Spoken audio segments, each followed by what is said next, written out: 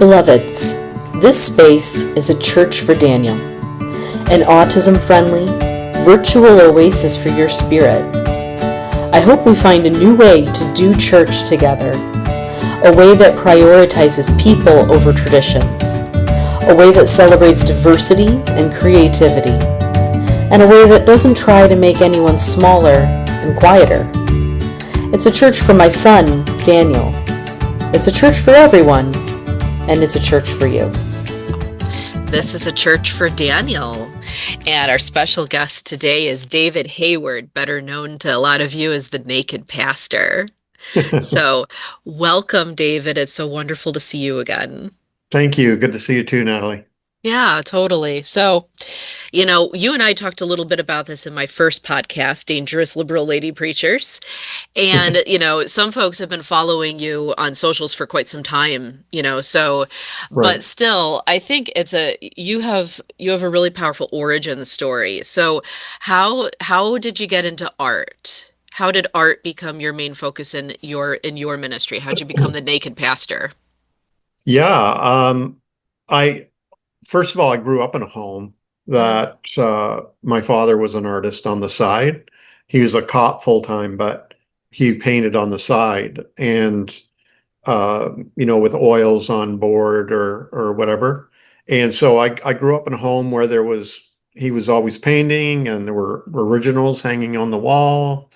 And so I picked up a pen, pencil, paper, watercolor paints, whatever, and just I was always drawing or sketching or painting, and just because art was a thing. So art has always been in my life, and I always excelled in art class more than any other class, and in school, high school, and when I started the Naked Pastor blog back in 2005. I was in the ministry at the time, but I was still painting on the side, and some galleries would show my paintings and things like that. But it was in 2006 when I thought, I'd been writing blog posts. Pastors were, the blogosphere was at its peak at that time, and a ton of pastors were writing blog posts and everything, and so I just thought, well, I'm going to try cartooning and see what happens. And I challenged myself to draw a new cartoon every day until I ran out of ideas. And I thought I might last a month, but here it is, 20 years later, and I'm still drawing cartoons every day. So that's how it all came to be. I mean, before Naked Pastor pretty much flew under the radar. It was when I started cartooning that it started getting noticed and people started to like it and share it and all that kind of thing, because they say a picture's worth 1,000 words, and sure enough, people were consuming my cartoons at a quicker rate than they were my blog posts. So Yeah, totally. Yeah, yeah, absolutely. And yeah, I mean, I know I've told you this before, but like it's the the ability for your art, because of its because the message is so quickly consumable from it. You yeah, look at it and you immediately, oh yeah, I know where we're going here. it yeah, it, it has a great potential for viral conversations on social media around these very important topics, yeah, around GLBT inclusion in the church, around trans inclusion in the church, around Gaza, around around the relationship between church and state, or around the ways that we imagine and perceive Jesus, and then now around deconstruction. yes. Yeah. Yeah. So, those are the topics, all those things you mentioned Hmm. are pretty hot, Yeah. so, and it's not like I'm just, trying to stir up controversy or Hmm. just hit on the hot topics, like, because they're hot to me, they're Yeah. personal. So Hmm. I really care about people who are deconstructing because I've been through that myself. Yeah. I care about Gaza. I care about any marginalized people who are being abused by power, um, greed, whatever, spiritual abuse, Hmm. exclusion, the LGBTQIA community, Hmm. women, etc. It's all those things are important to me, and that's why I cartoon about them. Yeah, Yeah. Yeah, absolutely.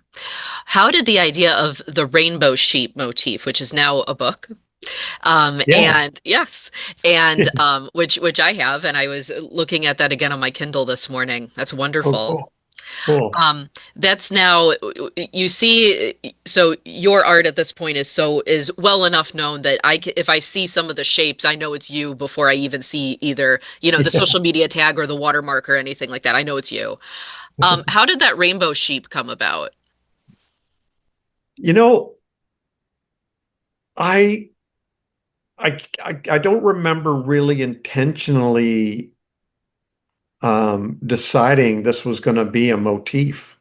Mm, I just remember drawing a sheep one day and deciding, why don't I make it, you know, the rainbow colors? hmm. And so I did. And I had never seen anything like it. I just thought um, I would. It might have been when Jesus is carrying a sheep, Hmm. and there's a bunch of sheep, and a sheep at the time was white, Yeah. and the other sheep are white, and they're saying, "Whoa, whoa, whoa! He wasn't lost. We kicked him out." Hmm. And then I thought, well, let's make it rainbow and see what Hmm. happens. So Yeah. it just adds a whole other layer of meaning to it, right? So and then people loved it, and it became a thing, my rainbow sheep. And of course, I'd have people writing me and saying, "Can you make the sheep, the trans colors or Hmm. the gender fluid colors or the bi colors or the lesbian colors or whatever." There's all Yeah. kinds of flags. Hmm. And so, yeah, I mean, that one cartoon, actually, I have at least 10 iterations of that one. Hmm. And it just became a thing to the point where a couple of years ago, a publisher approached me and said, "Hey, could you write a children's book based on the rainbow sheep?" And sure enough, I did, and it just came out in May. So, and it is Hmm. really popular, and churches are using it, children's church, Sunday schools, and so on. So it's yeah, it's doing very well, and it's a thing, and it's recognized. The rainbow sheep is naked pastor is Hmm. behind it. But I know there's other rainbow sheep out there now. I don't Hmm. have a patent on it, but you know, Hmm. it's very popular, and it's great because it just speaks about inclusion and affirmation, acceptance, validation, and so on. How does the rainbow sheep look on Kindle? Isn't Kindle black and white? No, I'm able to see the whole book in color. Oh, cool. Yeah, yeah. So I see exactly what you do in a print book, just on Oh, a so screen. Hmm. you must have the Kindle Fire, it's called. Kindle Fire. Yeah, I have. I Right. actually have the app on my phone. So Yeah, there you yeah, go. There you go. Yep. yeah. So yeah, no, I'm able to see it exactly the same way that you do. It's just that, Perfect.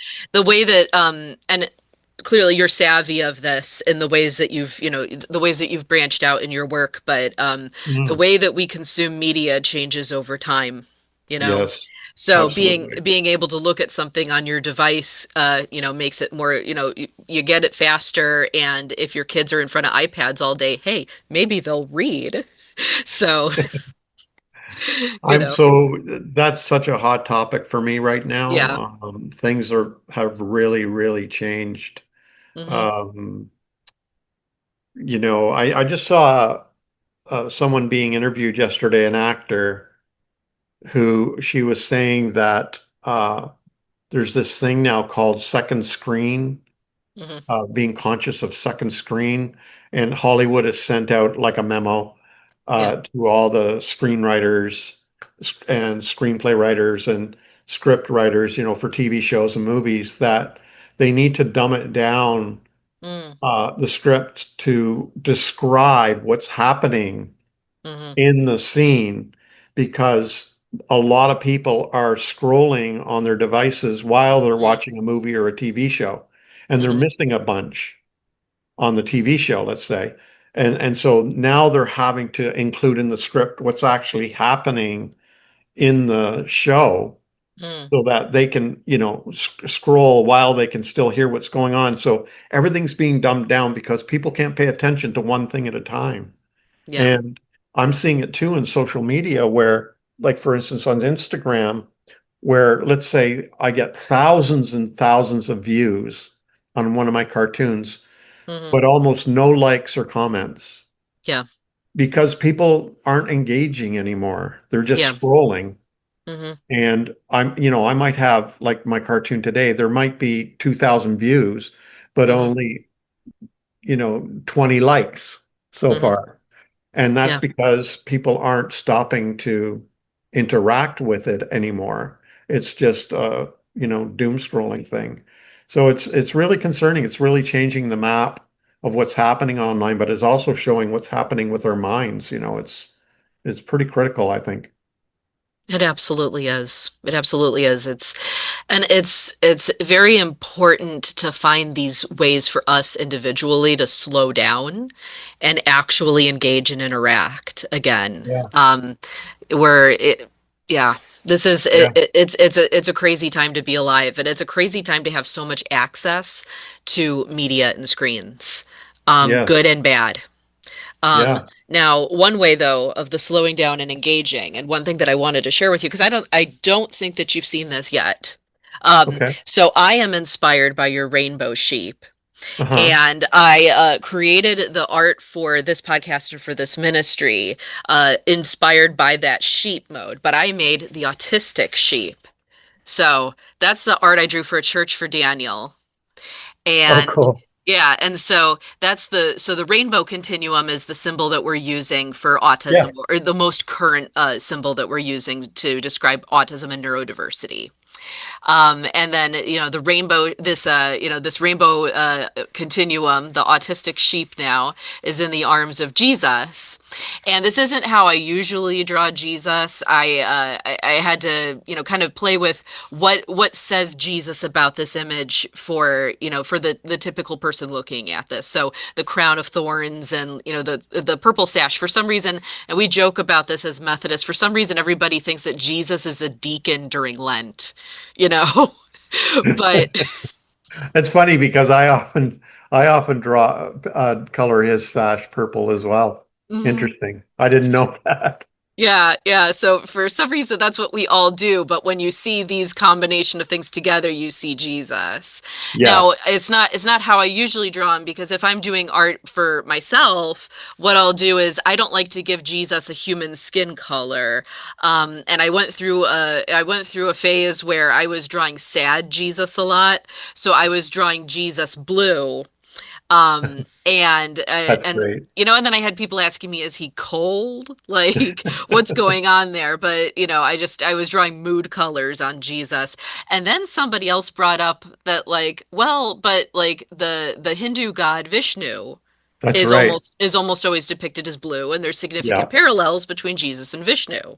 yeah, So then I started exploring that. And so, art opens up all kinds of conversations like this, and it opens up things in your mind, and yeah. you end up diving deeper and deeper into relationship. But yes, so It's funny. for your consideration, the autistic sheep who has So also been driven from the flock. yeah, it's funny. I had a woman. She got really angry with me because I kept showing Jesus with the crown of thorns. Uh-huh. And she's like, the Jesus I worship is raised from the dead, and he doesn't have the Mm, crown of thorns. And I simply use it as an identity hmm. marker, Yeah. but it's also theologically sound that Jesus continues to suffer. Hmm. But so that rainbow continuum Hmm. is that nationally or globally recognized as autism spectrum symbol?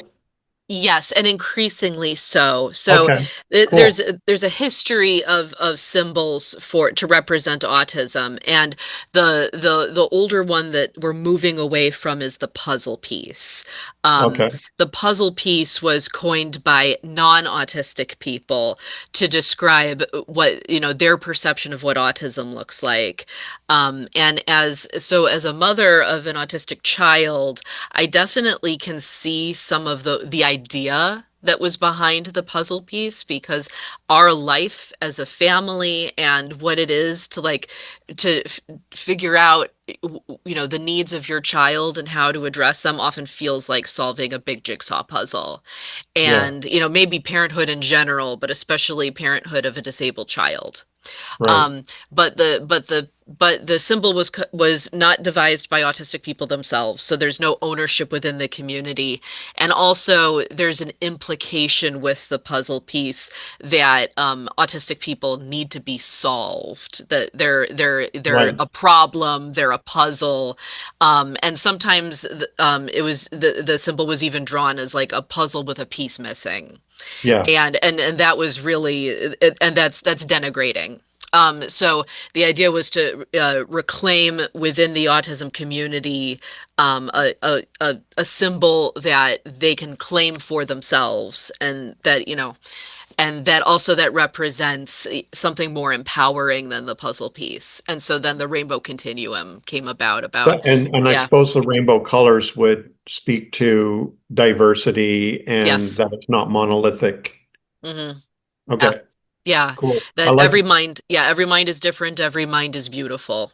And yeah. so, yeah, so in my art, I've started drawing the autistic sheep, because and it's interesting that if you look at a lot of your cartoons, and then if you and it's the beauty of the fact that sheep, that at least the normal sheep is white, so it means you can really put anything on top of it and start representing a different community. That's why that motif is so successful. Yeah.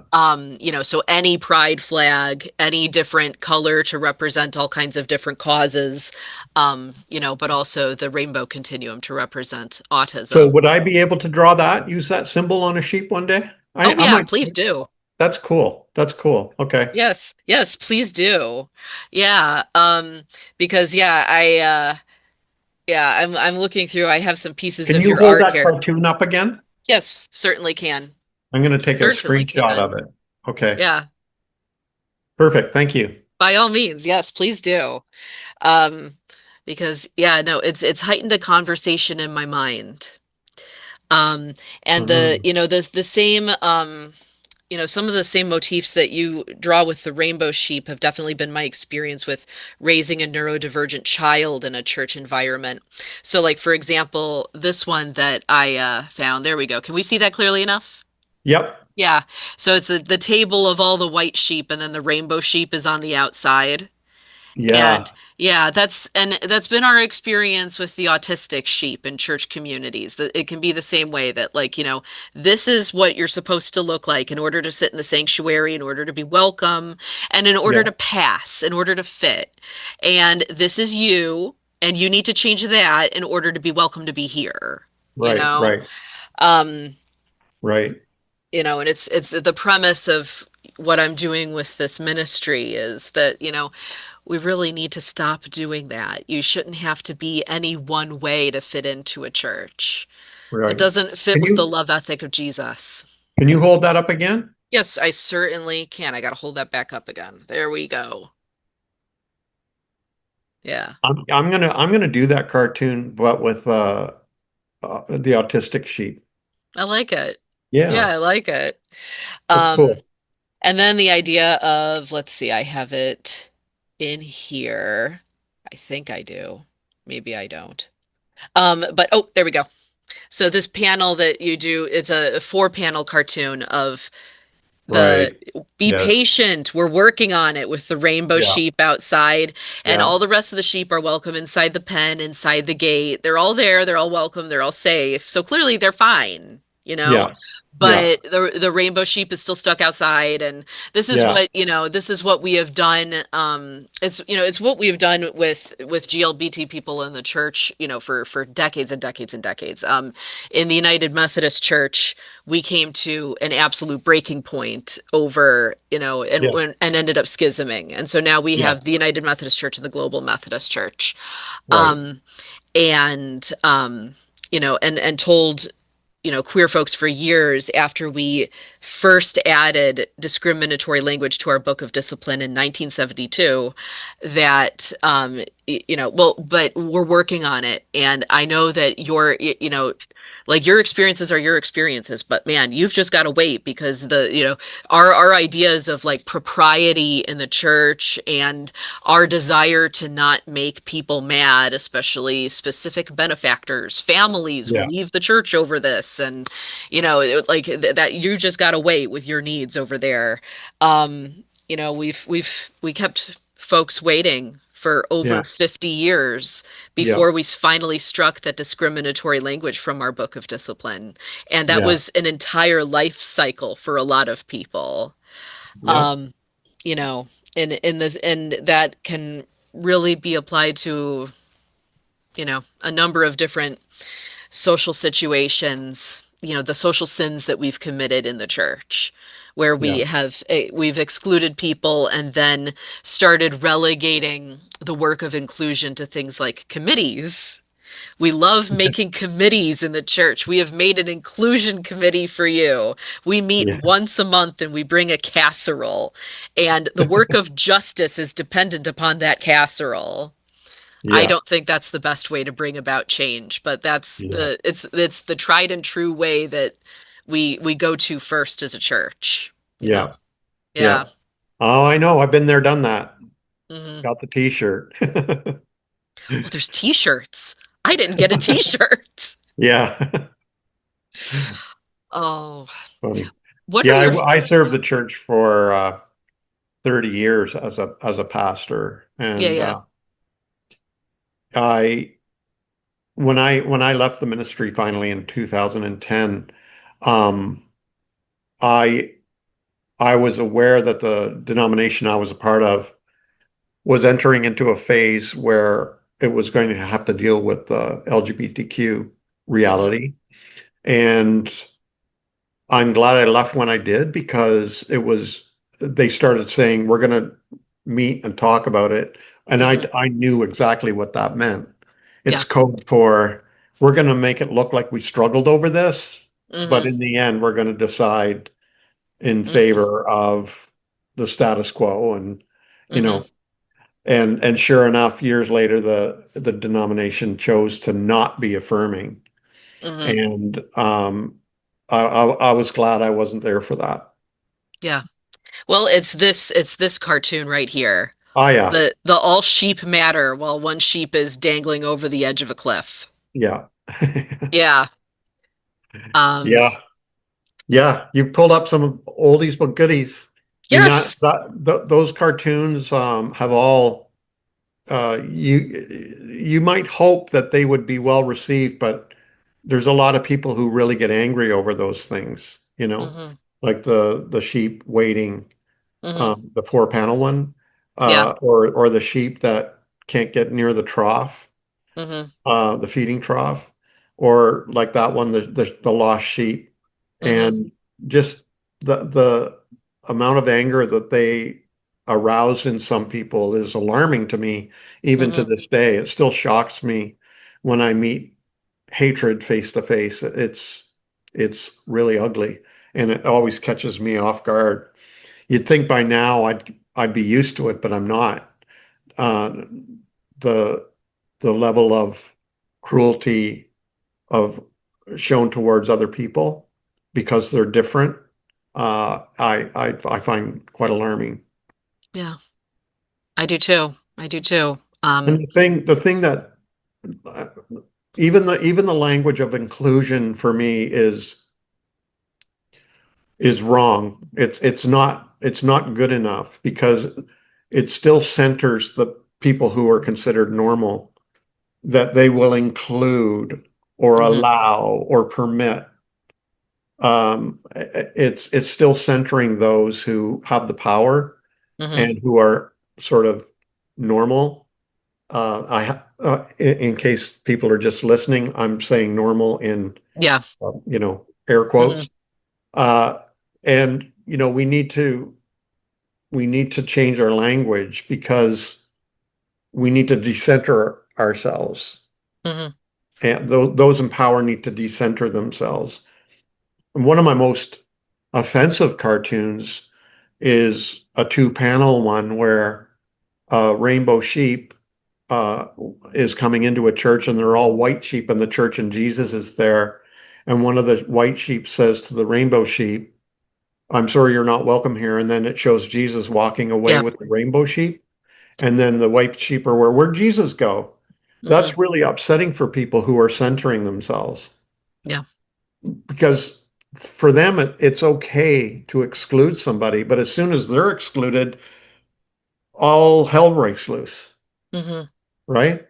Yeah. Can't we see the hypocrisy of that? That when you center yourself, you assume that's where Jesus is, but as soon as you see Jesus is somewhere else, then you get Hmm. all offended. Hmm. That ought to be a lesson, right? Hmm. But Yeah. yeah. It ought to be. It ought to be. There's a a quote. I'm not going to be able to remember it. I'm not going to be able to recall it perfectly. But it was a black and womanist theologian who said that especially in American Christianity, and I know you're coming to us from Canada, Yeah. but in American Christianity, we have a problem with Disney princess theology, that we are always the damsel in distress, and we read ourselves that way in every single biblical story, and we never see ourselves as the oppressive character. So Right. we're always Esther, but we're never Xerxes, we're never Haman. That we are a culture that enslaved Black and Indigenous people and that Hmm. committed genocide, but that we are always the Hebrews. We are never Egypt. We're never Pharaoh. Yeah. And it's a very, very weak hermeneutic. Yeah. I remember who do you remember who that was? Was that Jackie Lewis or It, Scarlett Thomas or it wasn't one of them. Let's see. okay. I am going to Google it real quick. But yeah, on the spot. Oh gosh. That's okay. Yeah. Yeah, no, but oh, there we go. All right, I found the quote, and yeah. Um yeah. Oh, here we go. Erna Kim Hackett is who Oh, said that. okay. Erna Kim Yeah. Hackett. And yeah, Um, I remember reading Howard Thurman's book on Jesus and the Disinherited, I think is the name of yes. the book. Yep. And him talking about his grandmother who and Howard Thurman, of course, being a black theologian, Mm-hmm. uh, he shared a story about his grandmother who was actually a slave in her Mm-hmm. day, way back. And she couldn't read. She liked him to read the Bible to her, but she didn't want him to read from Paul. She wanted him to read from the Gospels. And Mm-hmm. why was that? Well, it's because the slave owners liked Paul, Mm-hmm. because Paul was all about obey your master, Mm-hmm. serve, submit, Mm-hmm. respect authority, respect the government that God has put in place, and blah blah blah, all that order, right? Mm-hmm. And then he pointed out that we needed to think of Jesus when he was giving the Sermon on the Mount, Mm-hmm. that you should carry the cloak, or give your second cloak, that you should walk the extra mile, that you should turn the other cheek. Mm-hmm. That was all said to people who are occupied. Mm-hmm. They were an occupied people by Rome, and this Mm-hmm. was a survival technique. That this was Yeah. how you survived when you were living under an oppressive occupation. And that sorry about that. I don't.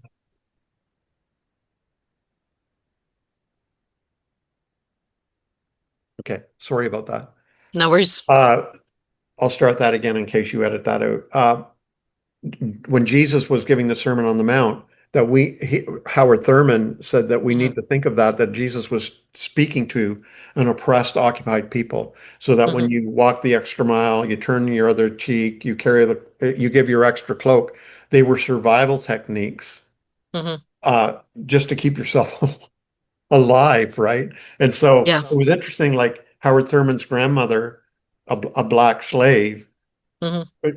she identified as an oppressed person Yeah. and didn't want to hear from those in power. Yeah. She wanted to hear from the oppressed and from the persecuted and the marginalized, like Jesus, right? So, yeah, you're exactly right. Like so many of us, when we read the Bible, we assume Hmm. the hero character rather than the oppressor. Hmm. Hmm. I do find though, and it tends to blow people's minds if they've never heard this before, that Mhm. if I when I preach on the turn the other cheek passage, um, there's a whole commentary on that from Walter Wink, Right. about how it's a form of nonviolent resistance. And because of the details that Matthew gives about if somebody strikes you on your right cheek, this is a right-handed society, so a right-handed slap on a person's right cheek is a backhanded slap. So it's a disrespectful slap. It's a you are beneath me. It is a putting you in your place humiliation slap. And Jesus's advice to turn your head the other way doesn't mean invite the person to keep hitting you, but it demands in a society where you want to retaliate, but retaliation comes at an extraordinarily steep cost. Right. That you can't just beat the person up. That won't Yeah. be worth it for you. That will kill you. Mhm. But in response, something that you can do that takes your power back and that is still within your ability to do in this oppressed society is turn your head the other way, meaning that they can't use their other hand, their left hand, their bathroom hand, and they still have to use their right hand, but now you're facing the wrong way for them to be able to backhand you. So now they either have to not hit you or they have to use the front of their hand and hit you like an equal. They have to glove slap you and challenge you to a duel at dawn and treat you like Right. somebody that they respect. And Yeah. either way, you get your I dignity do remember back. that. Yeah. Hmm. Yeah. Yeah. Yeah, and so I find it's very transformative to talk that way about faith, because there's a couple of very toxic ways that we understand Christian theology. Mhm. And one of them is a way that we've been talking about that really centers the plight of the poor, oppressed white Americans. And the other is the one that says that, well, we just have to be kindly doormats and very polite and very docile and very meek in this life, and that there will be jewels on our crown in heaven if we don't speak truth to power. Right. And that wasn't Jesus. He managed to speak truth to power quite a bit. He just did Yeah. it without hurting people. Hmm. Yeah.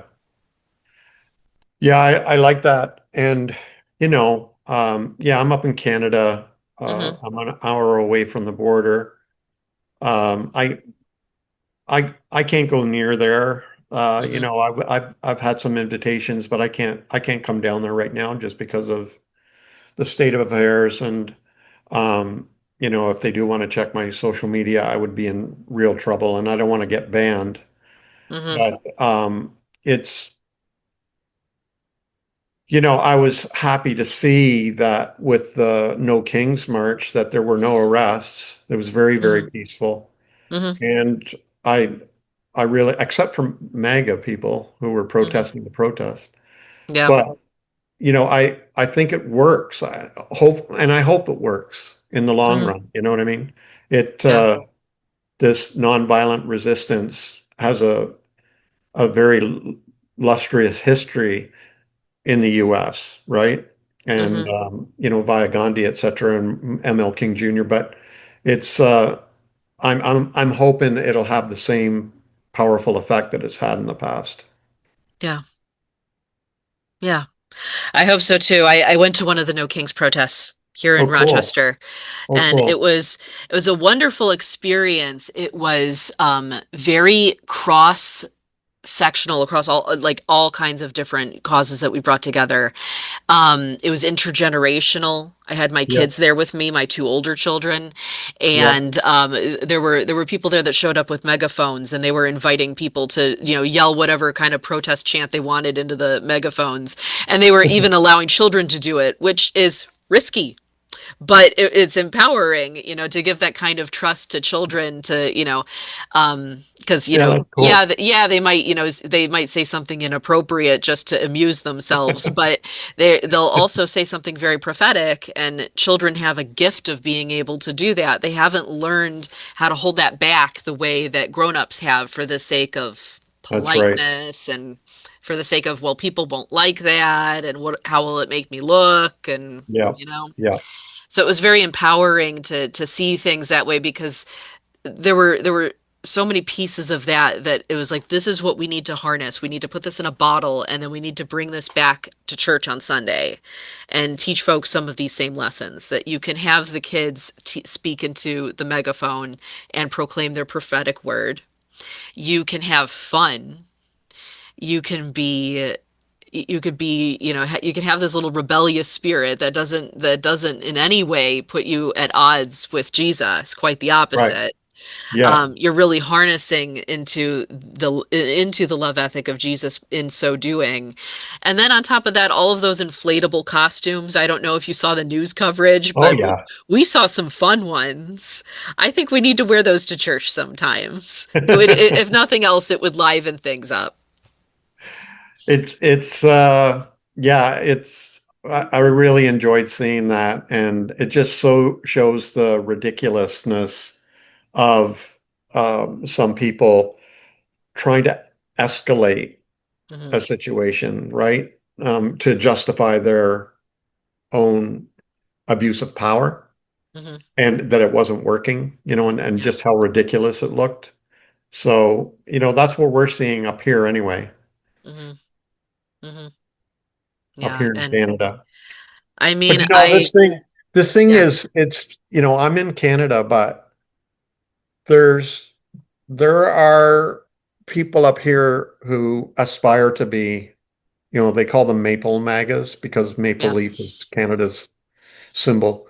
Hmm. Maple magas. There's maple magas up here. And there's people in government who love Trump and love what he's doing and, would like to, and it's happening around the world though. It's everywhere. Hmm. This rise of authoritarianism. And it's not just a political thing. I've seen the same thing in the church. You see Yeah. the same thing in places of employment, businesses, where authoritarianism really appeals to people Yeah. uh, who are greedy, who are love power Hmm. and love to control people and manipulate people. And we see that everywhere in all spheres, right? Hmm. And this is something that I continually address, and I do a lot of work on spiritual abuse and things like that, but it applies across the board what we're talking about here, Yeah. including political, Hmm. where the abuse of power and the whole thing about how people can become complicit in their own demise because they're for whatever reason are um, awestruck by power and charisma and are will sign away their souls. Hmm. It's really concerning to see that on such a grand scale right now. Yeah. It is. It is. And actually, you spoke to this a little bit in this morning's cartoon. There we go. Yeah. The shepherd there is barbecuing the sheep, and it's similar to this one proverb that I've seen popping up again and again on social media in recent years about the forest was shrinking, but the trees kept voting for the axe because I saw that. his handle was made of wood and they thought he was one of them. Yeah, I Yeah. saw that. Yeah, yeah, it's there's another one where there's a bunch of sheep and there's a wolf, Hmm. leading them, and they're like, he says he's one of us, Hmm.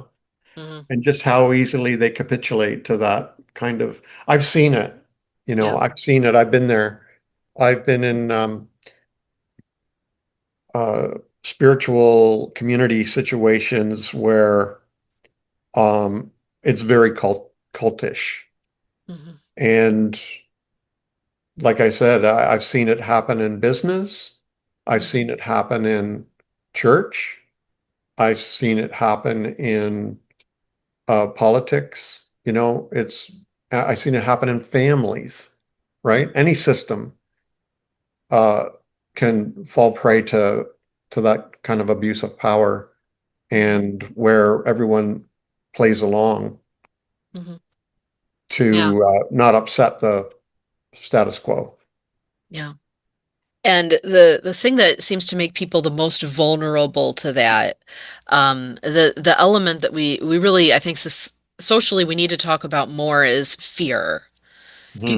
People who are really scared, will give their power away to those kinds of systems, because they think that it'll protect them. And those kinds of systems they'll say the things that and there'll be sound bites that are easy to remember, but the things Hmm. that make people think that, this is what's going to make me safe. Yeah, If you build the wall, if you lock her right. up, if you make America great again, Yeah, this is what's going to bring jobs to right. America. This is what is going to bring down the cost of eggs, and we haven't seen it Yeah. happen yet. Well, have you heard that portion of the Peter Thiel speech that was leaked? That he I don't was know. Peter Thiel. Hmm. He's one of the richest men in the world, billionaire, Mm-hmm. multi-billionaire. He and Musk and some other guy began PayPal, Hmm. you know. And he's very, very influential, ultra right wing, very influential on Trump and others. Hmm. And he was giving a speech to a bunch of business people, and he said, that he was feeling like his wealth is very tenuous, like it could vanish at any time. And the way you got to keep it is you got to keep people in fear. Hmm. You got to keep people afraid, and that you are the one that's going to save them and Hmm. protect them. And he Hmm. says one of the best tools, or actually, I think he said the best tool for keeping people afraid is religion. Hmm. It's out there. Yeah. Yeah. So it's alarming, but I've always known it. But to hear it live and in person is pretty mind-blowing. He really said the quiet part out loud. He did. Yeah. And, and we, as clergy, we need to stop tolerating systems that allow us to start barbecuing our own sheep. Um, Well, and that's yet, where that's where the shepherd sheep analogy breaks down. yeah. I think it's a great Hmm. metaphor for the church and for pastors and for congregations and everything. But unfortunately, the metaphor breaks down Hmm. because the sheep, one has to sacrifice its life once in a while so that the shepherd can eat. So that's where it Yeah, breaks down for sure. it Yeah. does. It does. It does. But, if the sheep are a congregation and I have access to food at a grocery store, then, then we can restore things again where I'm not eating. Besides that, I'm a vegetarian, so I don't Oh, eat okay. sheep. Oh, Yeah. there you go. No lamb chops for me. I'm curious, of all the art that you've done, what are your favorite pieces of your own art? My favorite cartoons are ones that are without words. So Hmm. uh, if I can draw a cartoon like this morning's, I really Mm-hmm. enjoyed this morning's cartoon Mm-hmm. that you showed of the sheep, being barbecued. Yep. That one's called Eat the Flock. Yeah. I love my overturning cartoon where Jesus is Hmm. flipping the tables and coins are flying everywhere. Oh, yes. That's a Um, fun one. Oh, that's another favorite of mine. That's a different one. That's oh, with the pulpits, but gotcha. Gotcha. Yes. uh, um, I like the idea of flipping the pulpits too, though. yeah, I should do one where he's flipping the Resolute desk, Mm, maybe. hmm. Um, I like my eraser one where there's Yes. a bunch of people drawing lines Hmm. with big fat pencils dividing themselves, and Jesus Hmm. has his upside down and he's erasing the lines. I love Hmm. that one. So ones like that that are you know Hmm. wordless. Hmm. I love those the best. I like my images of Christ, uh, Hmm. where Jesus is shown in different persons. Um, Jesus, where he's a refugee. Includer, where his halo is made of rainbow colors. Yeah. Um, Neither, where he is half male, half female. Mm, Um, uh, Change, where he appears as a unhoused person, hmm. asking for change. Yeah. Well, that's a double entendre, right? And so on. I love that series. I also love my Sophia Oh, series. yes. Hmm. That was an important journey for me. So all my Sophia ones are very special to me. They're very close Hmm. to my heart. So, and then, I have my watercolors too, which I love and many people Yeah. love, but they're kind of a little Hmm. bit different than all those, but Yeah. I Hmm. still love them. They feel very spiritual, contemplative to me.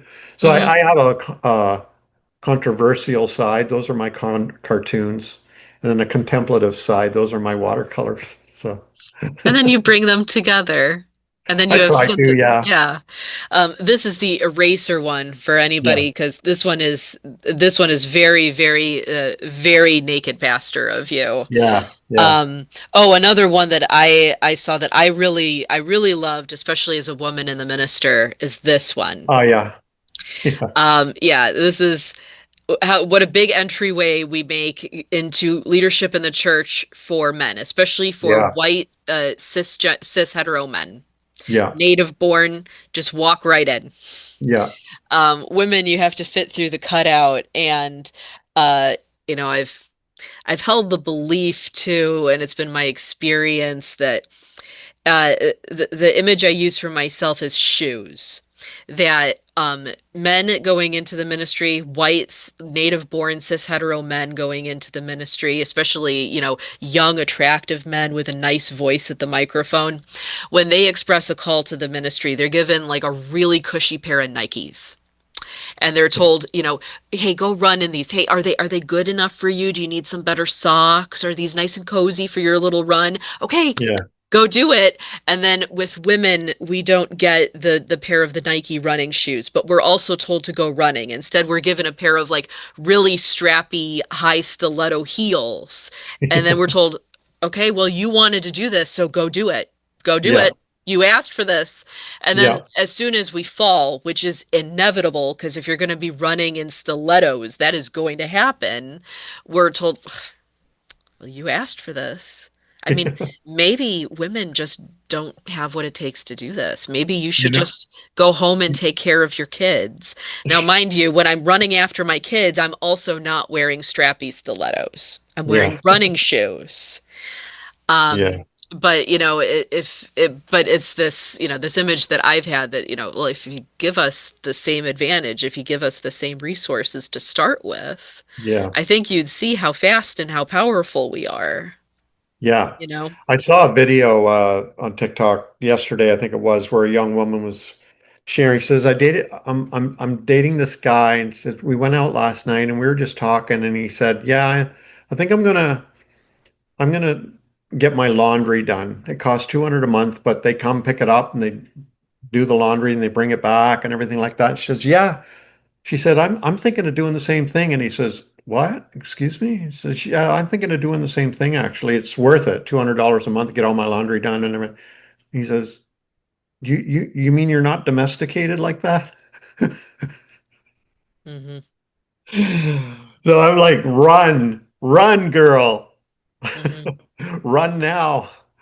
You Yep. know, that double standard is I have a lot of cartoons about that actually. Yes. So Yes, you do. You do. and you know what? They're the ones that get the most violent reactions from people. Oh. Men Hmm. go nuts. Hmm. So it's the patriarchy is very strong, very powerful, and I think it's actually the root of. I really want to say it's the root of the problem, the white male supremacy and the patriarchy. I think it really is very, very, very a deep-rooted problem. Hmm. Um, and maybe the root of the problem, actually. I'm Hmm. daring to say that. Yeah. Yeah. Yeah, absolutely. And you're also taking that on in so a series of cartoons you started doing maybe 2 years ago called Sexy Sunday. Yeah. Yeah. Yeah. And so those you're taking on so patriarchy, oppressive gender roles for women, purity culture, Purity and culture. yeah, and then this mix of these messages that end up uh, being incredibly violating coming into people's lives in the worst and most vulnerable moments. Yes. Yeah. Um, yeah.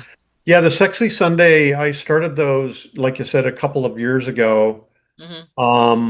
And then um, around the time when Trump got voted back in, Hmm. the world and online started getting all prudish. Yeah. So it's very weird, but I have a really hard time with my Sexy Sunday cartoons anymore that they're being taken down or whatever for inappropriate or you know sexual content or whatever, and they're all PG. There's nothing Yeah. risque or revealing about them at all, Hmm. but it has to do with purity culture. And Hmm. so what I'm finding is the internet is just getting more and more prudish and conservative, and shutting down Hmm. anything to do with that. So Yeah, and it's I crazy. find that extremely unfortunate the way that that's happening because I mean, not that oh yeah, I found a perfect example of one that I can pull up in just a second, but like I you know, art is, historically, censorship in art has always been Yeah, it's problematic, deeply right. problematic. Yeah, And it's a double-edged sword because I don't know that I will be tolerant of wanting to see somebody's art expressing their white supremacy or expressing their sexism or right. expressing their contempt towards particular vulnerable groups. So I think I understand from that perspective, but also Yeah, you need to further conversations and art because we are so visual is a very powerful way that we speak truth to power. And so we've got this sexy Sunday right here. And again, yes, like you said, extremely PG. There is nothing going on in this picture. Now you right. can imply what's going on in this picture, but there's nothing that is shown. No, But he's pointing to the Bible and saying, now, according to this, this is mine, speaking of her right, body.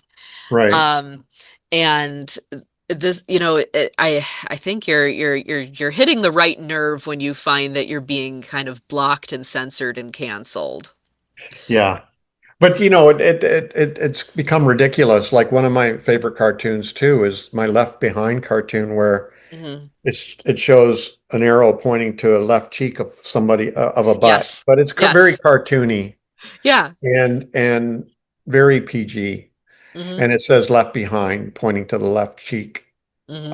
And that was a very popular cartoon. People would share it. I have it on a mug or t-shirt, all that kind of thing, right? I Mm, can't post it anymore. It gets mm, taken down for sexual content. So it's, that's just bizarre. But I'm seeing other thing like a lot of women I follow who are feminists and talking about SA or mhm. whatever. They see that their posts that address those issues are being suppressed Yeah. or, whatever, shadow banned and so on. So it's very concerning. The people who are at the wheel right now, don't have a lot of respect for. The people who are running the ships. Mm, Like I saw this section of a TED Talk yesterday where the woman was talking about we're already in an autocracy. And like East Germany and Russia and all that, they had files on one out of every three people. mm, And they had information on people. They were spying on people, surveying people all the time. And she says, we already have that. She says, look at this picture. And it showed a picture of the inauguration of Trump and who were all in the front row. Tim Cook of Apple, Bezos of Amazon, mm, Musk of Twitter, X now, and Zuckerberg of Meta, Facebook and Instagram. And they mm. have all our data. Yeah. And they're getting favors. And that's the way autocracies do it. They let the rich get richer at whatever expense, as long as they hand over all their information. And so we're living in that kind of a world right now where, um, I'm trying to post things that are for the marginalized and challenge those in power. But if those in power don't want to be challenged, they can easily suppress that stuff. So yeah. Yeah. It requires us to speak louder every time they start muzzling. And more effectively, yeah, Hmm. for sure. And it might be one of the good sides of social media. There's a whole lot to say about the harm of social media and how pervasive it is, and how many of us are on it, and how often we're on it, and how how our kids are growing up seeing it and being exposed to it, and the peer Yep. pressure that we're being exposed to, and all kinds of things because of social media. But one of the good sides, perhaps, is that so many of us are on it, and there's always going to be way more people on this side of an autocracy on the bottom than on the top, Hmm. that they can't possibly ban all of us. They could try, Yeah. but we can make things go viral even before they get taken down. And that's why I love cartooning. It's because it's hopefully I can sneak a funny cartoon in that has a Hmm. message, right? Hmm. Before it's edited. So that's why I find art, music, movies, books, Hmm. art of any kind, a powerful way to communicate, Hmm. and why And I'll keep doing it. hmm yeah, and I'm about to prove to you, Left Behind, it might get censored a lot, but it absolutely still lives on the internet. There we That- go. Left That's it. Behind. So Oh, yeah, they could try to take it off of social media all they want, but we've seen it.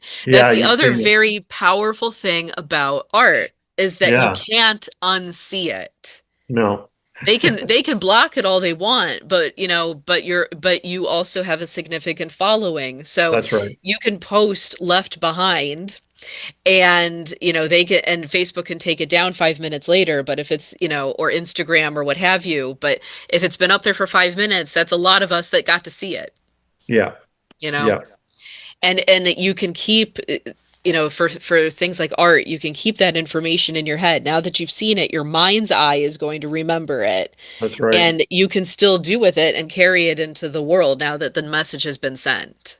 That's the power of art. Yeah, for Yeah, sure. yeah, absolutely. What are some of the ways you'd like to see the church keep changing to be more inclusive? Well, I this whole deconstruction thing, it used to be that if you question your beliefs, you had to keep it to yourself or get kicked out of church, be Hmm. ostracized. But now people are, especially since COVID, people are feeling more and more free to, ask questions Hmm. and feeling less the need for gathering at a church. Hmm. And so I think if the church could figure out how to be a safe space for people to question their beliefs and to continue on their spiritual journeys in their own way, you know, uh, I think the church would be healthier for it, and I think we'd see less people leaving and maybe more people staying and even returning if Hmm. church could be, because I think that's the number one thing people feel, the number one pain point for people who leave the church is loneliness. Hmm. And I think the church has a corner on the market in terms of providing community for people immediately. Hmm. And if it could say, yeah, come be a part of us, and you can just, this is a safe space for you to explore and discover and become your most authentic self. And we're not going to concern ourselves with where you are on the belief spectrum. We're just going to provide a safe space for you to figure it out for yourself. We're here for you, but here's a safe space. I think if more churches did that, I think they would be healthier for it. So that'd be my number one concern for the church today. It's Yeah. not, it's not, There's yeah, another one of exactly. yours. Yeah, The there you go. exclamation marks kicking the question mark out. Yeah. So Yeah. that'd be my number one Hmm. advice right now. Yeah. Yeah. Yeah.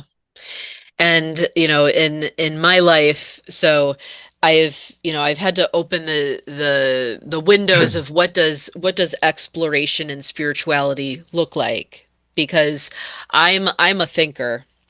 And I am an intellectual, so for me that looks like I want to, buy 100 books a year and read all of them and Right. fill up my brain with all of the different, beliefs I could possibly, absorb.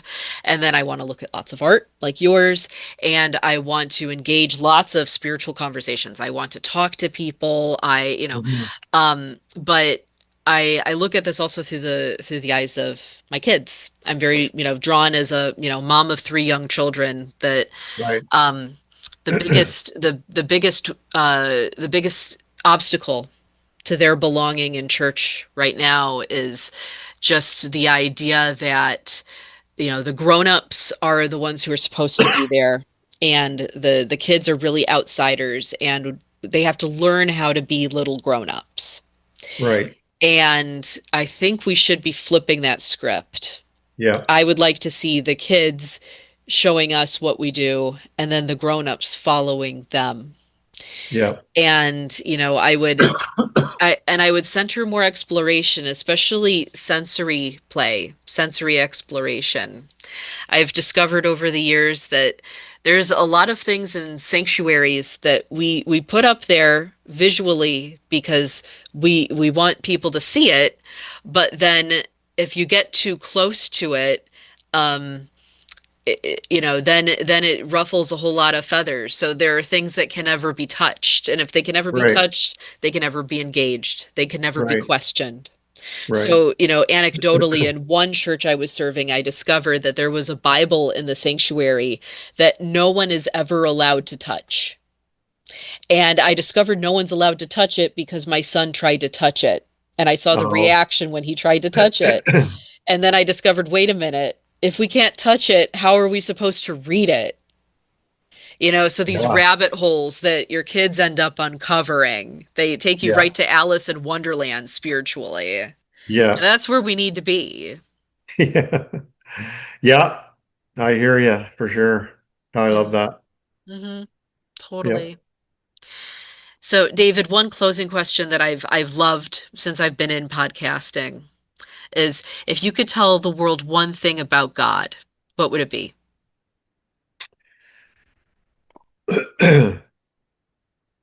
One, I heard this saying one time from an Eastern philosopher who said, the word is not the thing. Hmm. And that for me was a shocking realization that the word God is not God. And even our thoughts about God are not God. I cartoon about this a lot as well, that Hmm. I have we have a thought bubble with God on the inside, and then God is actually on the Hmm. outside. Yeah. And thoughts about God aren't God. So that's what I would suggest to people is what is beyond the word and what is beyond the idea? Is there anything there? Have you Hmm. dared explore that? That's what I would Mm. like to Hmm. leave with your audience. Hmm. Oh, I found another really brilliant one of That yours. one, that's the God. same thing. Yeah. Yes. And my theology holding me back like a bowling ball. But yes, Yeah. that's so Yeah. beautiful. Very good. And I thank you so much from the bottom of my heart for what you bring to the world. Oh, thank you.